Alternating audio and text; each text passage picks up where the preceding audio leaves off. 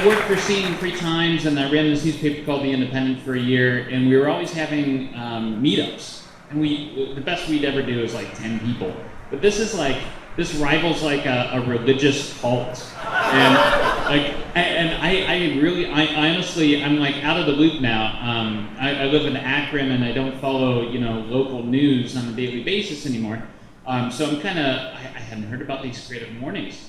And now there's this giant group here, and I feel like the guy from The Wicker Man who's coming in, and this is secretly a religious cult, and the only guy who doesn't know anything about it is about to get roasted, for your props. So at least wait until I'm done with the talk before you kill me. Yes, I was a reporter for Scene in the Free Times for about 7 years. I started in 2003, literally. It was not too long after 9/11. My job was to open all the mail to make sure anthrax didn't get all the real reporters, and I worked my way up into reporting there. Now I'm a novelist and also a journalist. So I write books. My latest book, True Crime Addict, is a nonfiction thriller. It just came out 2 months ago. It's about my research into very bizarre disappearance in Massachusetts, New Hampshire area. Nursing student named Maura Murray went missing. She emailed her professors, said, "Hold my work, there's been a death in the family," which was a lie. Got into her car, drove up into the White Mountains of New Hampshire, where she got into an accident at about 7 o'clock at night, dark. Sometime between the time of the accident, where she hit a snowbank, and when the first police officer arrived on scene, no more than 5 to 7 minutes. Sometime in that window, she vanished, never to be seen again. Very weird story, very Twin Peaks-esque. But I also write novels. My first novel's called The Man from Primrose Lane, about a guy that used to work for Scene magazine, down on his luck, trying to become a writer, write what you know type of thing. Murder mystery. I'm adapting that for TV now. So, but a lot has changed since I started working at Scene 3 times. When I started there, a cover story paid $2,500. Can you imagine? Nowadays, that same story would pay $250. That's how much journalism's changed in this town in those years, which is why I'm not a daily reporter anymore. And somehow along the line, I became the reporter who got the weird beats. All these weird stories. I ended up writing them. I went undercover in the Church of Scientology when they opened up a center here down in Parma, because if you're going to open up a Scientology center, it's going to be in Parma, right?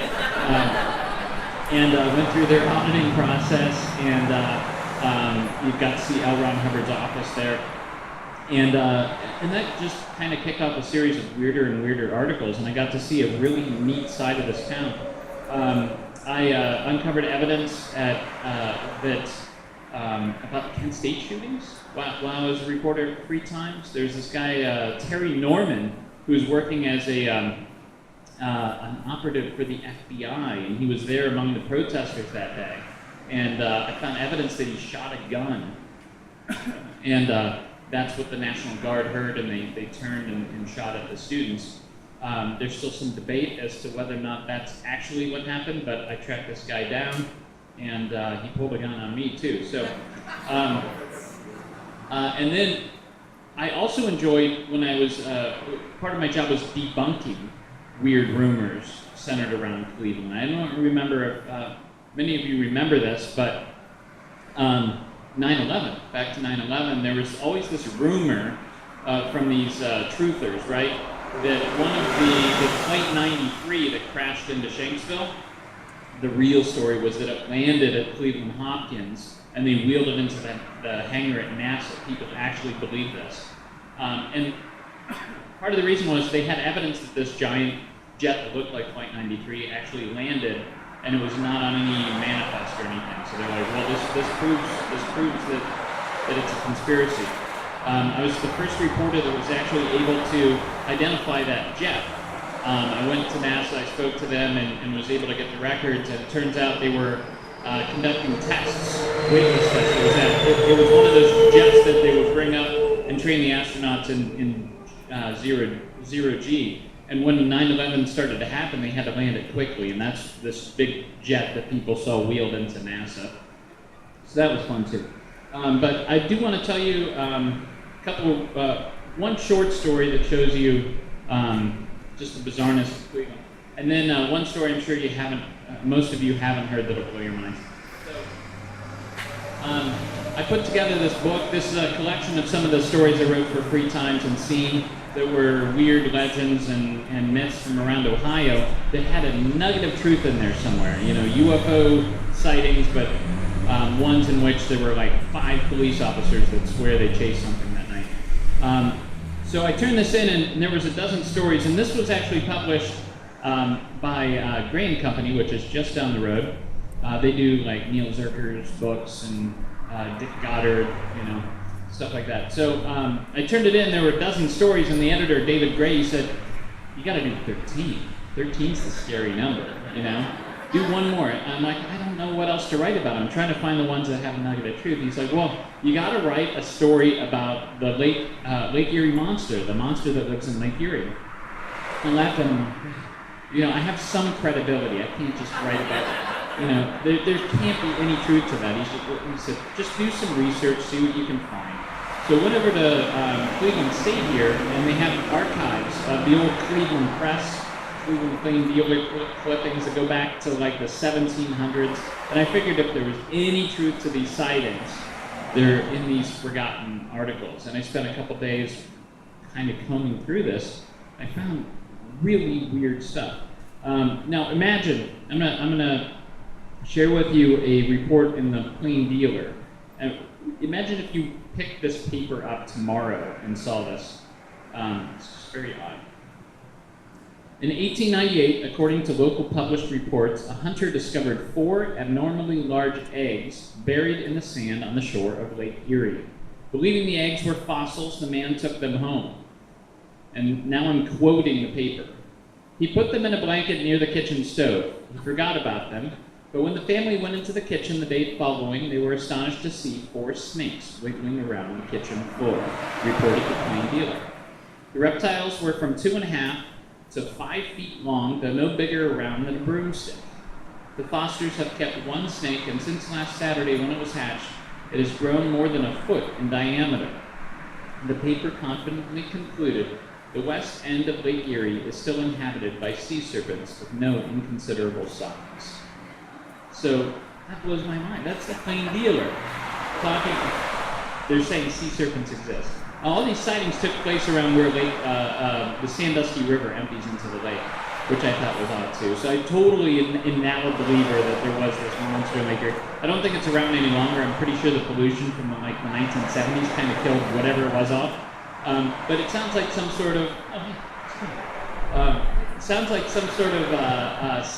snake, odd snake that has since gone extinct. So, okay, I do want to share with you one complete story here, which was the strangest true story that I happened upon as a reporter at scene. Anybody heard of Rattlesnake Island? So most people don't realize this, but there's a secret island on Lake Erie. You go out to, a lot of people have been out to Put-in Bay, South Pass Island, right? If you go to South Pass and you look due west, you'll see a little island called Rattlesnake. And it's owned by the 1% of the 1%ers of Ohio, private exclusive club. They don't want anybody else on it. So I started hearing these rumors, and nobody had the true story of Rattlesnake, what happened on that island and who was in charge. It was all covered under subsidiaries, and you couldn't really tell who was who. And so in Scene, I put out a little article, what's Rattlesnake Island all about? And then I got an email from a guy that had worked there who had been fired, and he came forward with a real story. So here it is. What if I told you there was a secret island on Lake Erie where the richest people in Ohio, 1%ers of the Buckeye State, gather every summer and bask in the sunshine, far away from the prying eyes of journalists and the nosy lower classes? Trust me, it's there. I've seen it. If you ever climbed the steps to the top of Perry's Monument on South Bass Island, you've seen it too. That green island in the distance, just beyond Middle Bass, the one that looks kind of like a toddler's toy rattle. If you have powerful binoculars, you might be able to see a couple mansions and the little hotel on the island's north side. But unless you have at least $65,000 to burn, or know someone who does, he will never set foot there. They call it Rattlesnake Island. It was once home to bootleggers and mobsters. Today it's occupied by even more nefarious folk. For a long time, little was known about the exclusive group that maintains the island beyond the strange rumors overheard in Put-in-Bay bars. Sometimes curious vacationers would drive their boats too close to the docks there, only to be met by men with guns. But who did these guards work for? It was only in 2008 when a former employee of Rattlesnake Island came forward that we finally got a glimpse inside this covert club. His name was Matt Boggs, and for a time he worked as an assistant manager for the Rattlesnake Island Club. Boggs is one of those free spirit types, always looking for adventure, willing to work in odd places for odd people. One summer he managed St. Hazard's Resort on Middlebass. He was prepared mentally for living on a small island, the isolation, the eccentricities of its residents. So when he heard the Rattlesnake Island Club, or the RIC as it's known, was looking for a manager, he applied right away. He was contacted by operations manager Nastia Pak, a Lithuanian woman who asked Boggs to meet at a steakhouse in Independence. She brought Keith Polk with her. Nobody knows the island like Polk. He's the resident caretaker and the only person who stays on Rattlesnake year-round. The interview went well, but before they could hire him, Boggs needed to have a sit-down with the president of the Rattlesnake Island Club, Bob Serpentini. Yes, that Bob Serpentini. Serpentini invited Boggs to Ken Stewart's lodge in Bath. The Car King can often be found at the lodge, sipping vodka or dining at Stewart's Grill in Akron. According to articles that appeared in the Beacon Journal, Serpentini first met Stewart at a health club, and they became fast friends. For her birthday, Stewart even bought Serpentini a pair of cufflinks engraved with K for Ken. When Boggs arrived at Stewart's lodge, Serpentini was sitting with another Rattlesnake Island Club member, Gary Taylor, chairman of the board of the telemarketing firm Infiltrating, who got his start as marketing director for televangelist Rex Humberg. The interview was very brief. Serpentini quizzed Boggs on his resume, and when he was done, simply said, "You can leave now." Serpentini's brusqueness was disconcerting, but Boggs desperately wanted to know the secrets of the island. Soon he was on a boat headed for the club's private docks, luggage in hand. Accommodations for the 68 members of the Rattlesnake Island Club are surprisingly low-key. There's one restaurant on the island, the Golden Pheasant Inn, which has no cash register because everything is billed to members' accounts. In 2008, Chef Terrence Galvin, Nastia's husband, claimed he could prepare anything to your exact wishes. There is a golf course, but it only has 4 holes and you have to play through the island's airstrip. The whole time Boggs was there, the hot tub was always broken. Boggs roomed with the staff of the Rattlesnake Island Club in dorms, which were 3 mobile homes pushed together with a common room in the middle. The other staff, waitresses, cleaning crew, bartenders, were almost entirely beautiful young Eastern European women in the States on short-term visas. The women, says Boggs, came from countries like Ukraine and Moldavia and were hand-selected by Rattlesnake Island Club members from dossiers that always included photographs. The young women were paid minimum wage and were forced to pool their tips, which were distributed by Nastia. Most didn't make enough to pay the $100 round-trip toll to get to South Pass on their one day off. It's a strange utopia for a man like Serpentini, who bills himself as an American patriot. Also off-putting was the way they got rid of garbage. Boggs says the trash was burned nightly behind the men's dorm. Folk once told him they only carted garbage off the island once a year. It was just too expensive. And then there was Jess, the masseuse. Rattlesnake Island Club members could call into the island and request a massage from Jess in the hotel, and she would come in from the mainland for the night. Boggs met the young blonde as she helped herself to drinks behind the bar at the Golden Pheasant one night. Jess lives in Ohio, but her website advertises services anywhere in the country. Strangely, the Ohio Medical Board, which maintains record on all licensed massotherapists in the state, has no record of her. Perhaps the strangest thing that happened to Boggs during his stay on Rattlesnake Island was when one member offered him $3,000 if he could bring one of the Russian girls to his room. He politely declined. Boggs was eventually fired after a weird incident involving the wife of K&D CEO Doug Price. According to Folk, she claimed that Boggs had been rude to her when she asked him to find her some cigarettes.